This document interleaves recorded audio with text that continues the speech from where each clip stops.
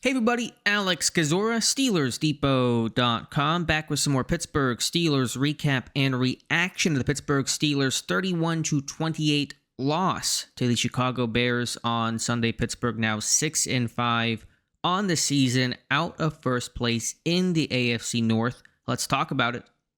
Before we start, if you guys could like this video, subscribe to the channel, and check out the site, SteelersDepot.com, would really appreciate that. So, tough loss here. Pittsburgh certainly had their chances to win this game, had the lead at a halftime, and squandered it. Late comeback bid, falling maybe just yards shy of a Chris Boswell, potentially game-tying field goal. To start with the Steelers offense in this one, there was some good, some bad. Mason Rudolph getting the start. Aaron Rodgers inactive, not dressing, not even the emergency third-string quarterback with a fracture in his wrist.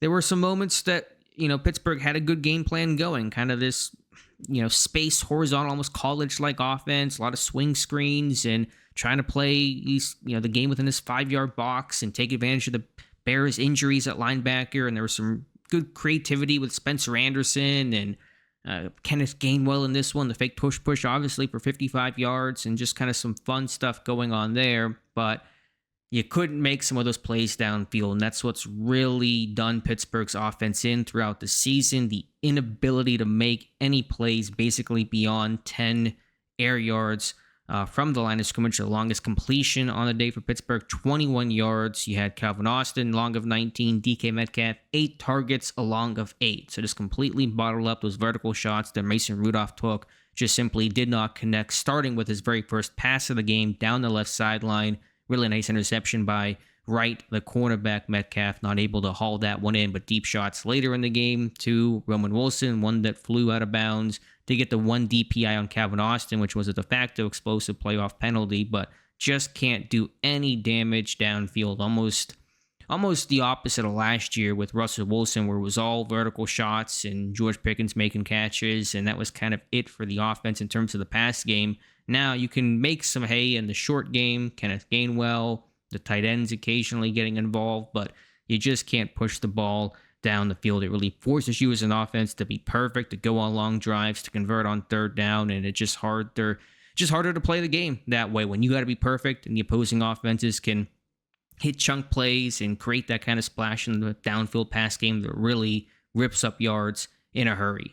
Pittsburgh came out committed to the run, as they should be. The Bears were a pretty bad run defense, missing their inside linebackers and had more injuries along the way during this game. So 36 carries for $186, 2 touchdowns. Hard to really fault anything with the run game in this one. Gainwell found room. Of course, that push variation, a risky play. If it doesn't work, you get flogged for it. So great call, great execution. Darnell Washington, Spencer Anderson, Fautanu, the whole front blocking well. But Pittsburgh, again, just could not be able to work play action off of that. The play action component for this offense has completely fallen by the wayside, basically since week one. Week one was really effective with Rodgers, a couple of touchdown passes off of play action. Since, it's really been more harmful than it has been a positive. Rudolph with a sack fumble turnover off of that, and just not able to really scheme anything downfield, whether that is more designed dropbacks or off of play action, despite the Bears losing cornerbacks in game. I think Wright was shaken up. Stevenson, I don't believe, returned to this game, missed about half of it, and so that makes it all the more disappointing. And then just quickly, that last drive, you're right in range, you start off pretty well, Bears are playing soft, they tighten up and play press man, and your offense completely shrivels up. You're throwing a couple of slants over the middle to Austin and Metcalf, you can't find anything else. You're basically, even another 5 yards gives you a chance to kick it for Boz. Would have been tough, but you're going to have a chance, and on fourth down, Rudolph's pass tipped. So just disappointing to have a great kicker like Boswell and not even be in position to have an attempt to tie the game. Defensively, the run defense did a nice job. Not perfect, but overall kept the Bears bottled up. I mean, DeAndre Swift, 8 carries, 15 yards along of 4. You take that. Williams had the 1 fourth down carry.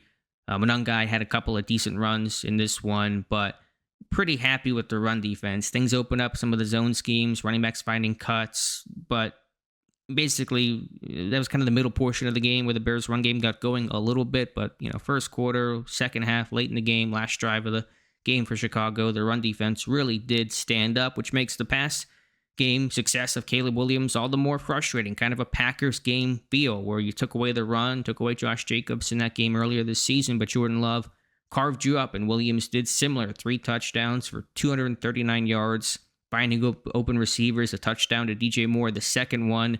Pittsburgh's playing spot drop cover 3 against 4 verticals. You can't do that. You got to match that route and carry it vertically. That's why you have match coverage. It's basically why match coverage was created in the first place, because Saban and guys in the 90s couldn't solve 4 verticals when you're playing spot drop cover 3. And that's kind of that antiquated Steelers defense at times that we see. But in man coverage, Moore's first touchdown, man coverage on Jalen Ramsey, the second score to Loveland, man coverage on Kyle Duggar. Pittsburgh could not get pressure. TJ Watt made the big impact play, the strip sack fumble in the end zone. Nick Herbig recovered. Great play, obviously, but that was the only quarterback hit, the only sack on Caleb Williams in this game. Couldn't tip a pass, couldn't get hands up over the middle on some of the quick pass games, some of the slants and bang 8 type stuff, those kind of deeper post routes that Chicago ran in this one. So that just can't happen. Even without Alex Highsmith, you felt like Pittsburgh should have success. The Bears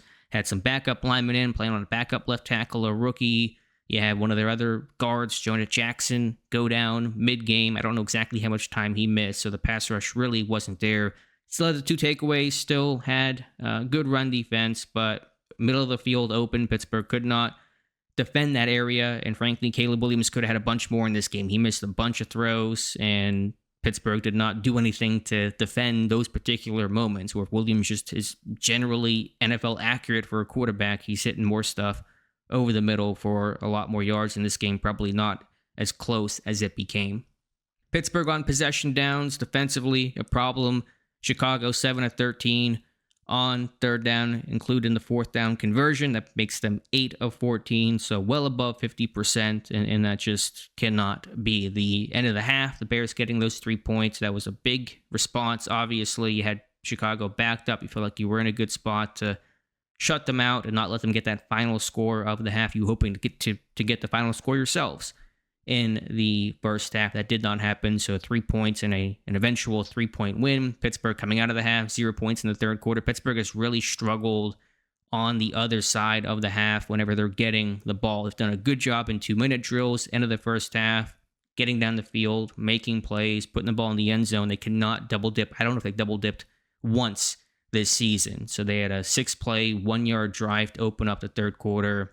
Really unfortunate. That ended, I think, in a Rudolph sack. There's been a couple of nice concepts, but at least 3 second and 10+ runs. That's frustrating as well. And then defensively, Pittsburgh allowing the middle of the field to be open really routinely. Quick note on special teams. Kick coverage, I thought did a nice job. Kick return is not giving you much, and the punting unit was really poor today. Corliss Waitman, his worst game of the season, 3 punts, none longer than 39. You had the one that was a really good punt that had Chicago really pinned. That was a questionable holding call on Ben Skowronek. I've never seen a gunner get called for holding before. Usually it's the jammer holding the gunner, in this case Skowronek. So that completely changed the tide, gave Chicago about 30 yards. I think they scored on that drive. Waitman with a 34-yard punt on that repunt. So that was certainly not good enough either. So let me know your thoughts in the comments below. Appreciate you guys watching. Please like this video, subscribe to the channel, and check out the site, SteelersDepot.com. Thank you again, and we'll talk to you soon.